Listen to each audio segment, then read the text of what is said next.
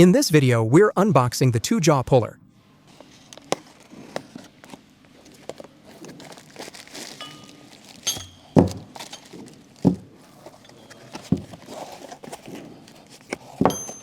This is the screw shaft, the main body bracket, the puller jaws. This tool is mainly used for removing automotive machinery, like bearings, pulleys, gears, flanges, and other interference-fit parts. Now let's move on to the assembly. Take out the main body and the screw shaft. Thread the screw shaft into the main body. Once the body and screw shaft are installed, install the puller jaws. Line them up with the mounting holes.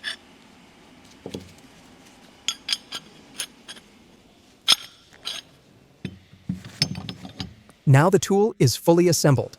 Now let's move on to how to use this tool. When we are removing a bearing or gear, first, hook the 2 puller jaws on both sides onto the removing parts.